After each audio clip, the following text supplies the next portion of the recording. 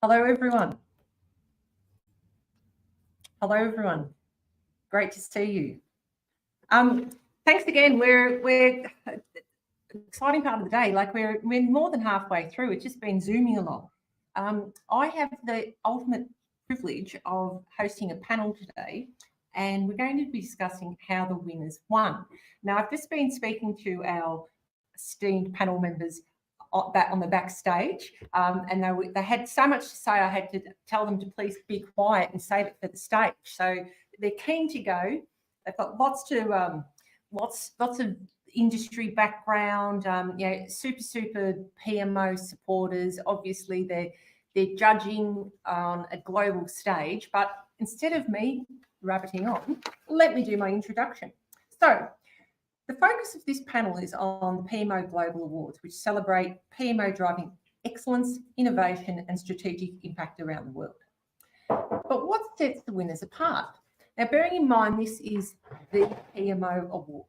So across the globe, this is what we want to win. We're really, really, really keen. This panel brings together judges from the 2025 brings judges from the 2025 awards to share first-hand insights into what excellence looks like. And what we're going to do is from efficiency to execution to education and executive alignment, our discussion will uncover the qualities that define award-winning PMOs, the lessons that the leaders can apply in their own organisations, and what the future holds for the PMOs of tomorrow. So all you people keen to be, in that winning circle in the next 5 years or so, here's the people that we want to be talking to. So, for myself, hello, I'm Julie Oliver. I'll be the facilitator of the discussion. Now, and our panel members, this is, I'm going to say the person who just told me that they loved me, I'm going to introduce them first. So, hello, Amira. Hello, thank you. No flies are Mark and Melissa. Now, I just also wanted to call out for Amira. Not only is she wonderful, she's actually in the middle of a house move at the moment, and she's still volunteered time for us to come here and spend time with us. So you get an extra gold star from me today. So thank you so much, Amira. Now, my pleasure. Excellent. Just a bit of a background. Amira is actually the CEO of PMO Solutions, a visionary and strategic leader in project, program, and portfolio management with over 25 years of international experience across Asia Pacific and the Middle East, with a specific focus on Australia. And once again, as the CEO of PMO Solutions, she leads a boutique consultancy that empowers organisations to navigate complex transformations with precision, agility, and purpose-driven strategy.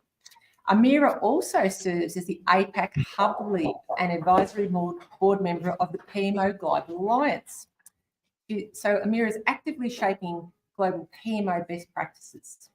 She's also a key contributor to the PMO Practice Guide and chaired the Global Project Management Forum. So I don't know when you got time to move, Amira. You've been very, very busy.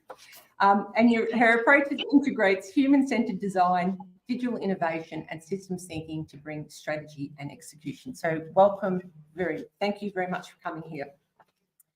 My pleasure. Now, I appreciate it. And now my two other best friends. So I'll go Melissa first. Not to say that you're not just as dear to me, Mark. So Melissa Burrows. So welcome, Melissa. Now, Melissa is a Director of PMO and Strategy Execution at PMO Solutions.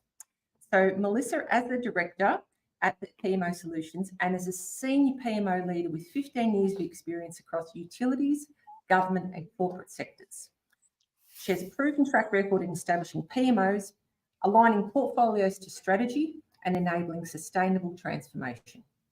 Melissa is passionate about uplifting capability, building trusted executive partnerships and shaping modern value-driven PMO practices.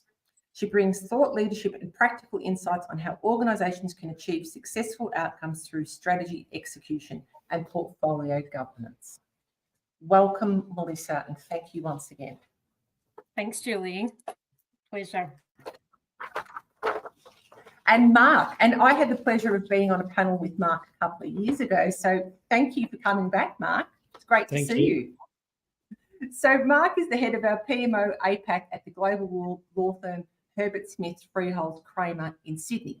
And with over 29 years of experience, Mark's been part of the PMO Global Awards Judging Committee 2023, 2024 and 2025, run by the PMO Global Alliance. So, Mark, you're the expert in the room on this one, it sounds like.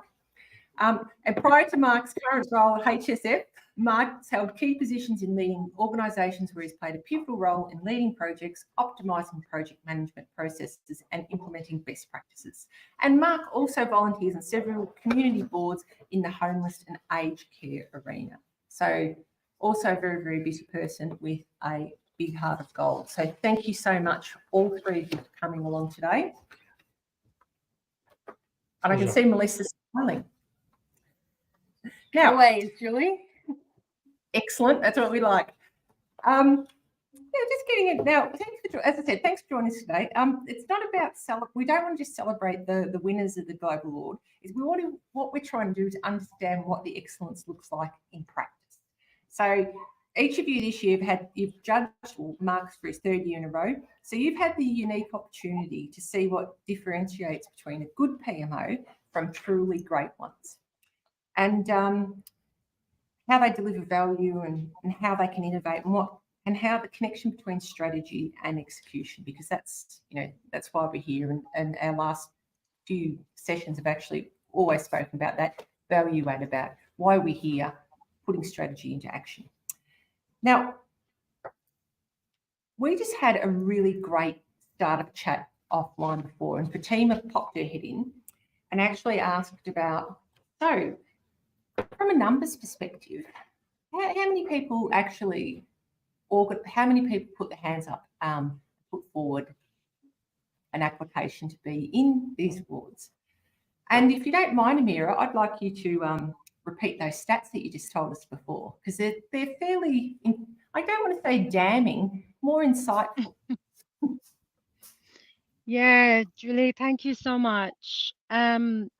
I'm actually serving as a judging committee member from 2018, and part of this, the PMO Global Awards kind of competition, I can say, or opportunity for learning.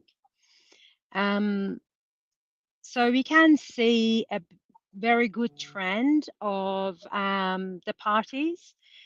But saying that, as a nutshell, in PMO Global Awards is designed for sharing the real experience and the real case studies. And it has two sides. One side are the organizations that are participating and representing their own country. And in the other side, we have individuals who are dedicating their time to play a role as a judging committee, and it's a very, very kind of like a thorough process to leave all of these cases to study and making a judgment. Sorry, Amira, we're having while you're learning from the other cases. During the can you hear me now? Yes, sorry, there was just a little bit of feedback. Yes, thank you. Thanks. Yeah. Yeah. Is it now good? Yes, it's all good now. Thank you. Okay. So I'm saying from the 2018 till 2025, it's not, say, I don't know, fortunately or unfortunately, we only had 3 companies that participated in the PMO Global Awards. And with the best result that we achieved out of these 3 participation is to get to the semi-final for the APAC region. On the other side, out of the community of the judging committees, which almost about 500 people, more than 500 people as a judging committee, which we have more than 55% active judges in all the cases. Australian are serving more than 80 judges in a judging committee in average during these years. So it's a big gap of participating as an individual and participating as a company, which I'm wondering what is making us of not participating, because during these years I've done a lot of I put a lot of effort to encourage organization to participate in a global awards. Most of the time I'm hearing like, what if we fail? What if we don't win? And we can see that we are not really, from the company side, from the group side, we are not really risk takers. Looking at the other region, the statistic is completely different, and I'm happy to share if you'd like to. But like, yeah, it's very eye-opening to see that. That is, and I think we'll unpick that a little bit later on, because it's a I've got the furrowed brow here just to go. It's a one of the questions that I had down here was about saying what's the different trying to look at the different sectors across but this is even deeper than that. It's not just we might have what does a government department's PMO look like versus a utilities one, but here we're not even be able to get that breadth from a in-country perspective. It's we're not even going to get those stats to be able to do that comparison. But but thanks for sharing that, Mira, and I think that's a bit of a motivation for us to unpack, as you said, to unpack it a bit more for us. Okay, well, it's so I guess looking across, and I might throw to yourself, Melissa, if that's all right. So when you're looking across the different nominees that come in, what's from a consistent qualities that come through? I'm assuming there's some type of themes, and what sets those winners apart from the others?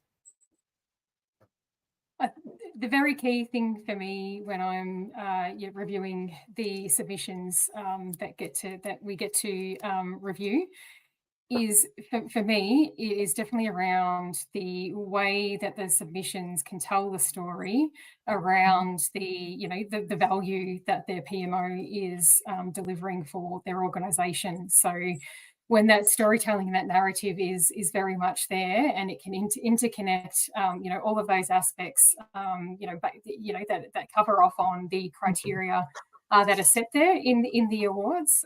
They're the ones that really stand out, because then that they really definitely understand, coherently exactly what their value add is to an organisation and what they're bringing. The other bit that really always jumps out to me, that I love to see, and it always just makes my my heart feel really warm when I see these submissions, is the ones that can really show the way that they are building communities within their organisations and really building that recognition around all of the delivery professions, and the value add of the PMO. So they're the ones that really warm my heart. That's it. Yeah, that's amazing. And we've had a big theme that's come through in the conference today is about that storytelling and how that executives, and it's obviously something as people we love to tell stories and we love to hear stories, and just you even talking back to the heart too, that community aspect, because it makes us more than just ourselves, doesn't it, when we can resonate and bring people together. So that's really good, and not just so it's not just a black and white, here's the numbers and I've done these milestones and I've delivered something. It's like, no, it's much more holistic than that. Thank you, Melissa. Mark, not least.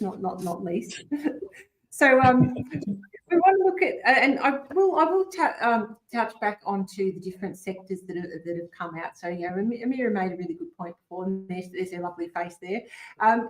Just in regards to from a culture, from a nationwide, when we're not really, this is in Australia, so this is an APAC region, so we've got people from all across the world. So, but where we're currently situated, we're not going out of our way to put the awards in, but we obviously, it's all across the world. What's the theming that you're seeing in about different sectors? Like, is there something that stands out for you? Is one sector more mature than another, say? Look, I think when you talk about sectors, I think there's universal traits across PMOs that we look for when we're judging.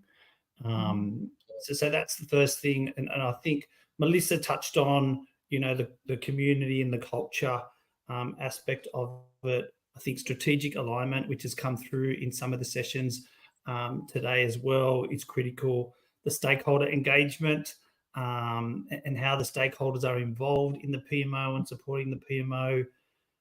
Innovation in the PMO. So I think some of those elements are universal across PMOs globally. So I think firstly, there's those elements and we look for those. But then obviously in the different sectors, there's some things that are unique, like whether it's some of the entries come from big government organizations, so compliance is important or is a big area. Some entries are from the big energy companies or energy companies, and for them, sustainability, is a bit more of a focus or has a stronger weighting. And for some, depending on what they are, it's speed and innovation because of the industry they're involved in. So to kind of pronged answer, there's some common traits across PMOs globally, and then for certain sectors, they've got weightings on certain things that are a little bit different. No, thank you.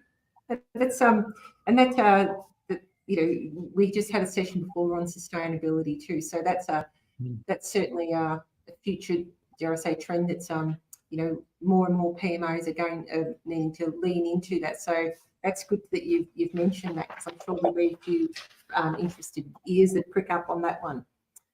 I'm going to just move into about how looking at the different ones that have won, and you've mentioned all about stakeholders and you've mentioned about that community. So from what you're looking at, how do the winning PMOs, how have they built that credibility with their executives and their stakeholders so that they can get to that winning circle, so to speak? And I guess I'm happy for whoever wants to put their hand up and have a go first on that. No, I can see Melissa smiling, so that's it. I was going to see if someone else wanted to jump in first. I do have a tendency to always want to jump in and give my thoughts on things, Julie. So I know I've got applause at times. Yeah. So can we do? Sorry, now that I've. No, that's okay. No, that's right. So we're talking about with their stakeholders and executive. Yes. So how do they build the credibility? Because they're obviously credible because they've put themselves up there and have gone through a vetting process. Yes. So I think it's, and I know I already sort of touched on it with the storytelling piece. But it's really, I guess, when you're assessing the bids and the applications of the submissions that come in, you can really see the ones who understand their business and their stakeholders and the needs and the pain points that are experienced in that organisation, and they're able to play back to them and demonstrate that anything that's coming out of the PMO and anything that the PMO is doing is connecting back to those dots and the needs of the business, and they can do it in a way where it's language that anyone can understand. So when we as judges who don't know anything about that business can watch these submission videos and understand the story that they're trying to tell us, the situation that organisation is in, what they're really trying to achieve, how that connects back with their strategy, and if we can understand it as people who know nothing about that organisation, then it really demonstrates to me that they can speak in that language that their senior leaders, their boards, anyone is going to be able to understand. And it's that then coupled with their, I guess, some of those human-based skills, which I know some of the other presenters today touched on really well, in terms of some other avenues. But the ability to influence, to build relationships, and and then interconnect with that storytelling, they're the things that really stand out. And to me, they're the bits that I can start to see that make me go, yes, I can tell that they can really engage, and they've really got the support of their business behind them. Yep. And that's the whole purpose for existence, isn't it? It's in like it's not just we've had a lot of themes from the executives that we've had here today saying, I don't want status reports anymore. I want you to be able to tell me a story, and that languaging is in speak to me in the language that I understand. And I'm out of curiosity, there's and I can put my hand up and say I've never put in, any company that I've worked for has never put in for try to get an award. So you, as a panel, maybe Mark, you could answer this. So what's the process? You're a judge, you're sitting there and you get a video, and sort of what's the format of that? I just want to add one thing to what Melissa said before I answer that question. I don't want to be controversial, but I think reporting, there is some importance to reporting, especially showing to the executive the link of the projects your team's working on to the strategy. So I wanted to say that one of the things that gives you credibility with the executives is showing that link of what my team's working on is directly linked to the strategy. So I just wanted to mention that about reporting, so people don't, think that reporting is not important. Chuck the baby out with the bathwater, Mark. Yeah, there is an element there that we, need to kind of is important. But to add, so go, Amira. yeah, it's interesting that you go like it is just adding to the point, and I'm stepping back from of the PMO rather than like I'm just done. Forget about the strategy, forget about the project, forget about all of this. The main thing is really coming building, being firm about what I'm saying. And honestly and deeply feeling you're a project manager or a project manager with the momentum the business are going is for the ends that seem to be are consistent.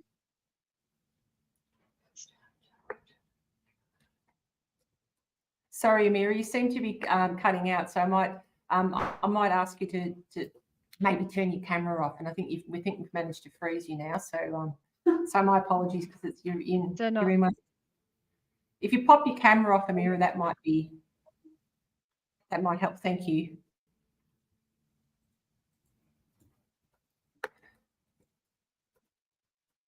Sorry, what I'll do, while we're waiting for Amira to sort out her connectivity issues, Julie, the other aspect that I was thinking about is, and I wonder, just reflecting on the Australian stats for submissions, I wonder if it's something that can potentially sort of put people off, but it's the criteria and the topic around innovation.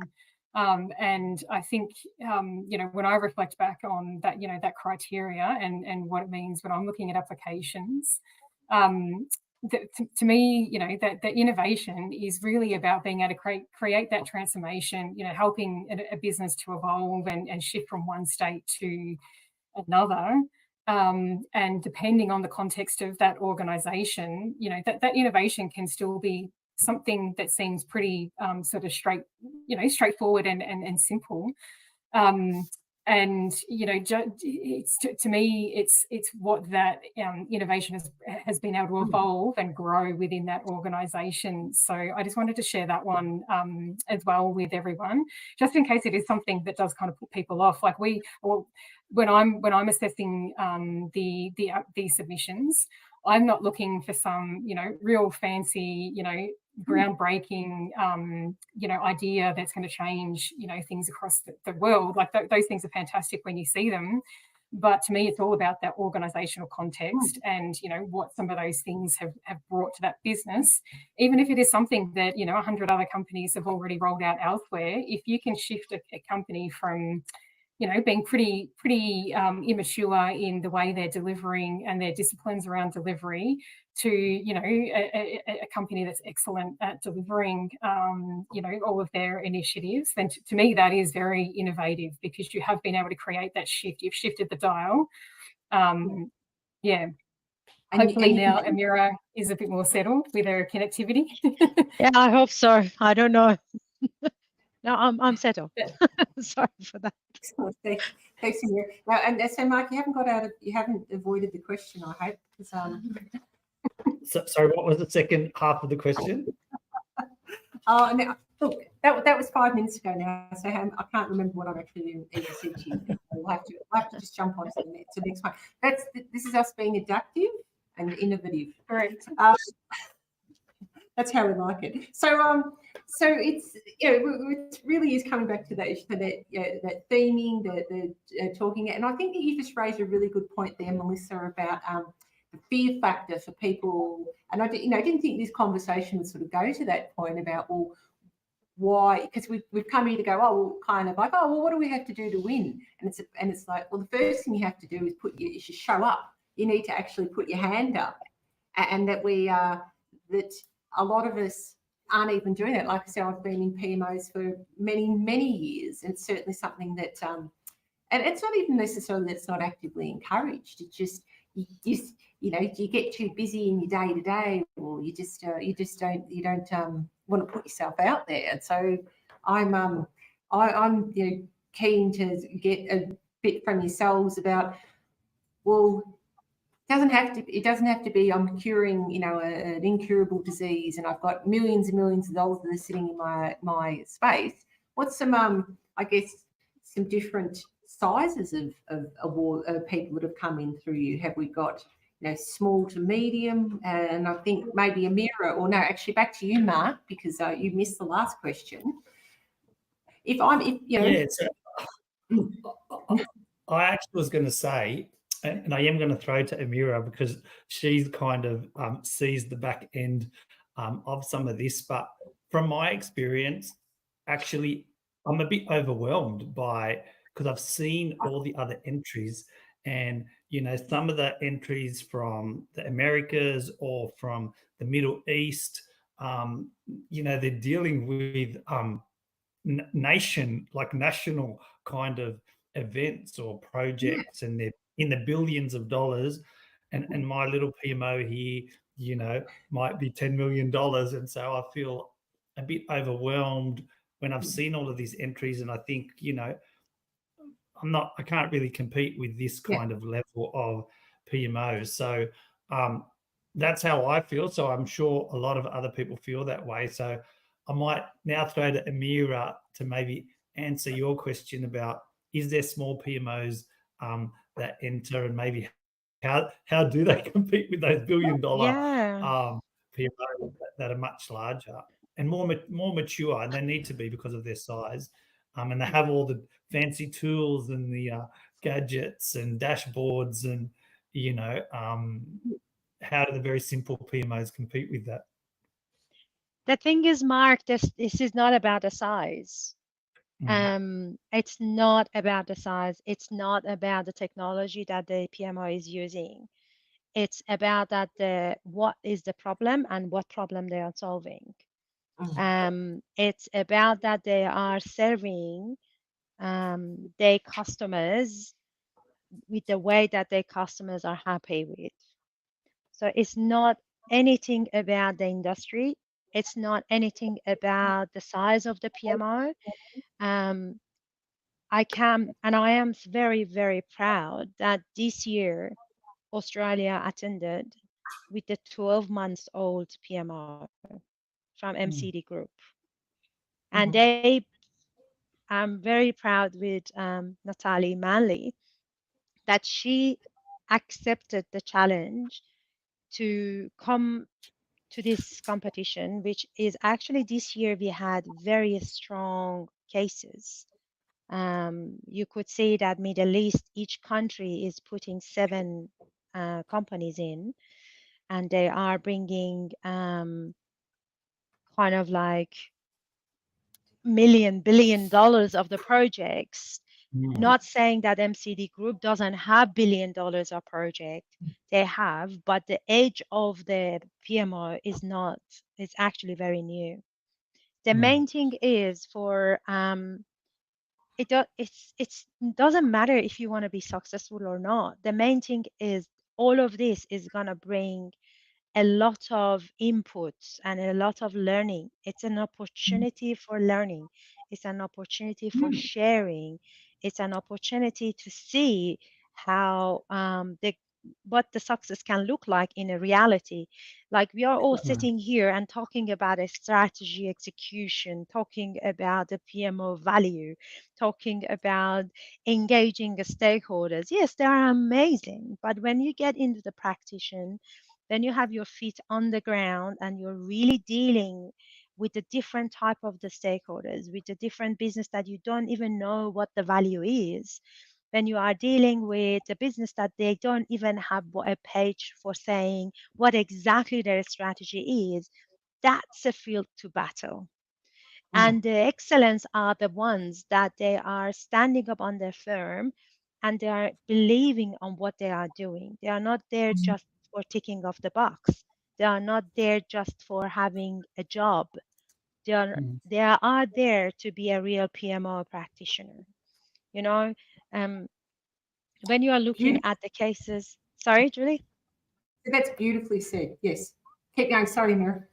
Yeah, no, like in 2 years in a row, I could see a clinic, a cancer clinic in the US, that they are actually they are the winner of the region.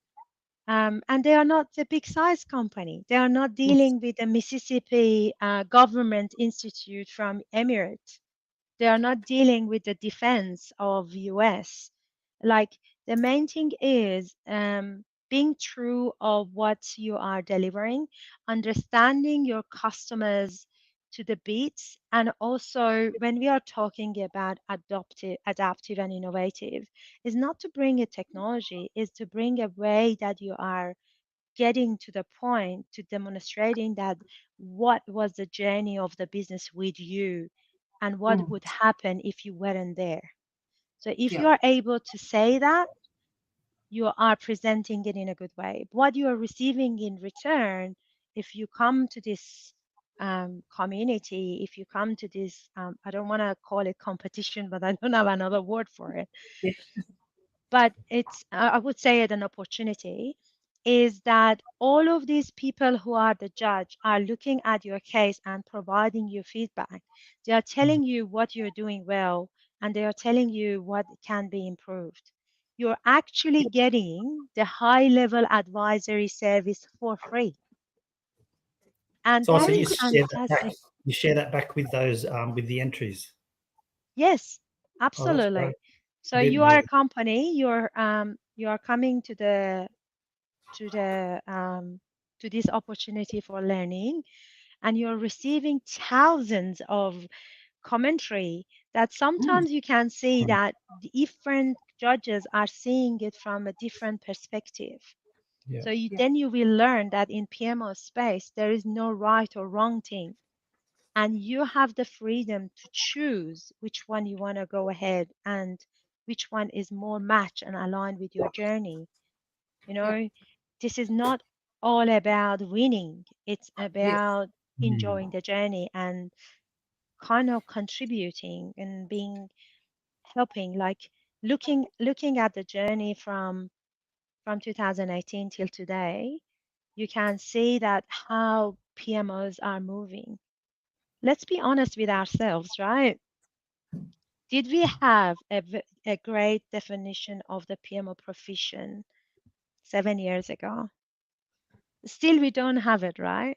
But at least we can say now, we can step up and say, hey guys, a PMO is not a project manager.